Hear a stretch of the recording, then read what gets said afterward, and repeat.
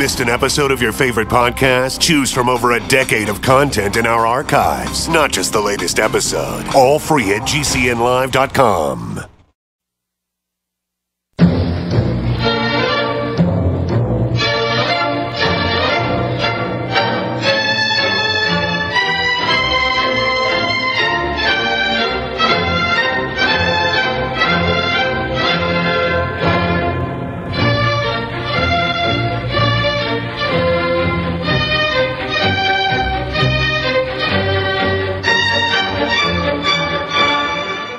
(2015), and this is Webster Tarpley speaking to you from the nation's capital, Washington, D.C. Now, we have a big program. Two things are going on in the background this Friday afternoon. First is the crucial hearing that's being held in the county courthouse of Berrien County, Michigan, where there are going to be some motions made in favor of Reverend Edward Pinckney, who is the premier political prisoner in the United States at this point, in my opinion, someone whose case is going to be more and more important on the international level if he is forced to stay in jail. But we're hoping that Reverend Pinckney will be freed this afternoon. This could be the judge saying, I erred. I didn't read the law carefully. It's actually the case that some kind of an irregularity with a petition for a recall election, that's actually a misdemeanor, isn't it? That's not a felony. So there's no reason for jail time. And the other possibility is that he could be freed on bail pending appeal. And remember that Reverend Pinckney has been kept in the American Siberia, right? Marquette, Michigan, on the UP, the Upper Peninsula. This was one of the coldest places in the United States several days lately. You follow it, right? Take a look sometime when there were these cold snaps, right? The polar vortex hits there harder than just about any place else. So this is one side, and then we've got at the same time we're following the course of the approval of the deal, the modus vivendi, right? The short-term compromise between between Greece and the European Commission. So we're going to be going into that.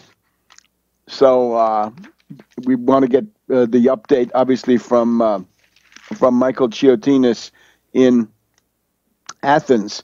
So lots going on, and we want to see whether the reactionary Republicans are really going to shut down the Department of Homeland Security over this fit of racist, xenophobic pique that they've been acting out, that they hate foreigners so much that they're not only are they willing to sabotage the U.S. workforce for the 21st century, that doesn't mean anything to them, but they're willing to put their own heads on the chopping block, because believe you me, if those reactionary Republicans shut down the Department of Homeland Security and anybody gets killed in terrorism, that blood really will be on the hands of those Republicans, and certainly in the news cycle, they will be torn to pieces. And, well, this might be a possible scenario for doing what has to be done, getting rid of the Republican Party, sweeping them aside as a possible contender for power, letting them dwindle despite all the money from Koch and all the money from Sheldon Adelson and all the money from the rest of these plutocrats and optimates. The Republicans, kind of like the Federalists, right? The Federalists back during the War of 1812, when the Federalists became the party of treason and of embracing the British while the British were waging war on the U.S., that was the end of the Federalists. And that is what might be awaiting the Republicans. And there are many ways, many paths that come to this conclusion. But one of them is they shut down the Department of Homeland Security, and then something happens, and that's something, who knows what that is, but simply in the real world, the way it unfolds, that might be the signal for the Republicans to collapse into that regional, rural, racist, reactionary, xenophobic political formation, which they are.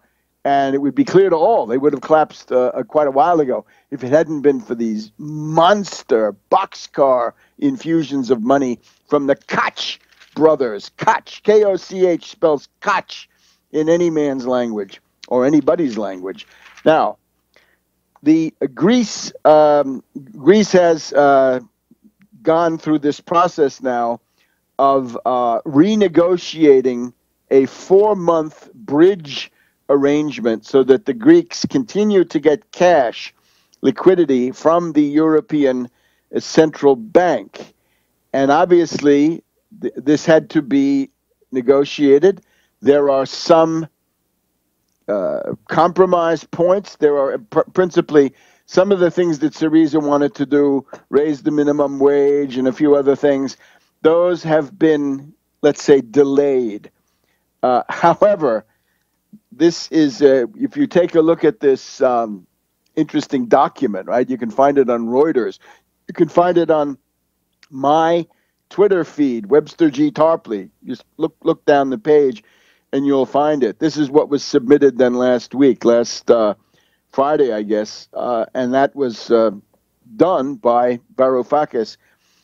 You're going to see the points of creative ambiguity, that there are quite a number of those points which can be read in a number of ways. And I think there's an interview with Varoufakis online where he says, well, I got advice from people who know the European bureaucracy, right? They know the European Central Bank, and they said, why don't you keep this a little bit vague? So those points are essentially now open. And I urge you, you remember in quite a few languages to be Byzantine, to be part of that older Greek formation. To be Byzantine means that you're a master of creative ambiguity, right? You're flexible, you're ductile, and with those things, you can do a lot. And I must submit that in a contest between Merkel and Schäuble, with their somewhat stolid and somewhat wooden cognitive apparatus, and these Greeks like Tsipras and Varoufakis, I have an idea who's likely to come out on top when the terrain shifts to creative ambiguity. I think it's the Greeks. And we even have a number of ways that this could go on. But let's just get to the first point. The anarchists, okay, Black Bloc, or whatever they call themselves this year.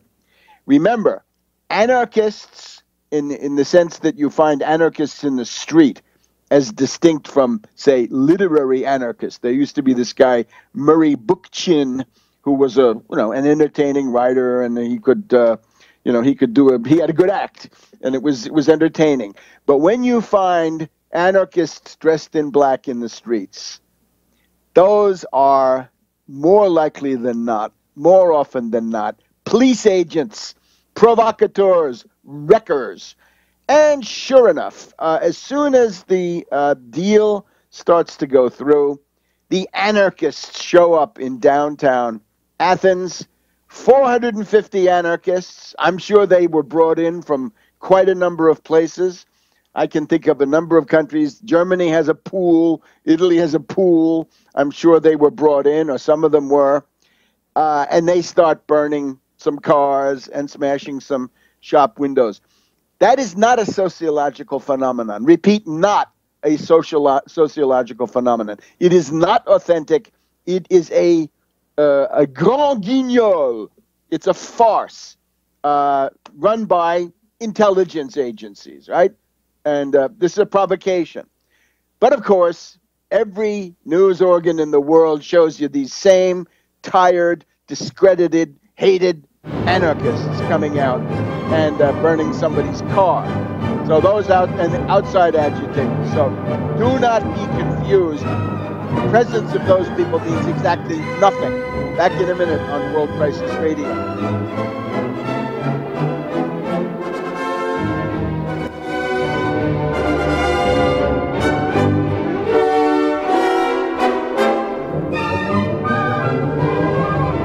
By now, you may have heard a bit about Bitcoins, but did you know Bitcoins are now over an $8.5 billion market? And did you know that over 65,000 businesses now accept Bitcoins? Listen, if you're already earning Bitcoins or trying to make money in the Bitcoin market, you've got to know bidbit.co. Why? Because bidbit.co is where you can easily receive Bitcoins by selling and auctioning off your own personal items or promote business products and services for Bitcoins. You heard right. Whether personal or business, you can now buy, sell, and auction your products and services quickly, easily, and securely for Bitcoin at bidbit.co, the first and only marketplace website to offer BidBit Escrow, a proprietary technology which gives buyers and sellers security and peace of mind because all transactions are protected. Start today. It's free to join, free to post, free to auction, and free to bid at bidbit.co. Buy, sell, bid, or auction everything Bitcoin. That's www.bidbit.co, bidbit.co.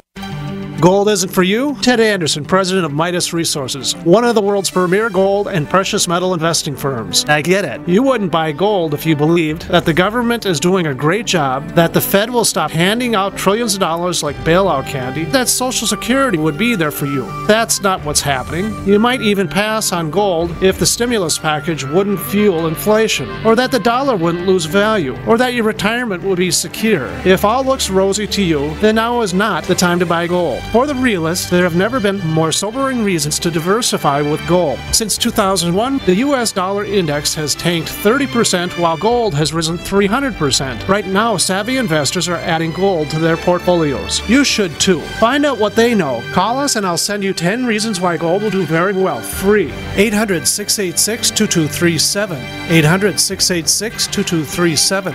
That's 800-686-2237.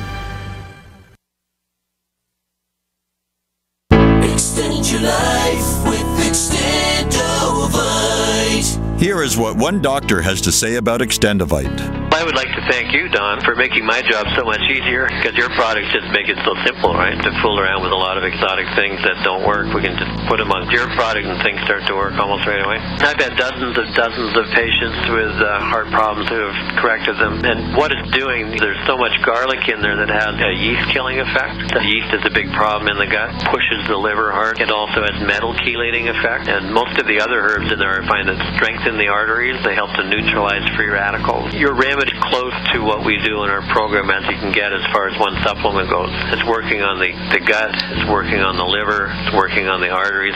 What more can you ask for? To get your Extendovite, call 1-877-928-8822 or visit heartdrop.com. Extend your life with Extendovite. This alert just came in. This special announcement is for business owners and leaders of organizations who've been waiting for the right time to build. General Steel has made it impossible to wait any longer with rock-bottom prices that could save you thousands. That's right, General Steel, America's leader in pre-engineered structures, is offering buildings at prices you will never see again. Don't miss these prices. A 50 by 100 for $35,000. You heard right, that's 5,000 square feet for $35,000. Manufacturers, if you need a larger building, try a 100 by 100 commercial building for $129,000. You can't afford to rent with these prices. Imagine a 70 by 100 foot church building for under $69,000. With the economy improving and interest rates still at historic lows, you can't afford to wait. So call 866-91-STEEL. Lock in your price now. Call 866-91-STEEL. That's 866-917-8335. Not just an alternative to the mainstream media. We're the premier independent talk radio network. We are GC.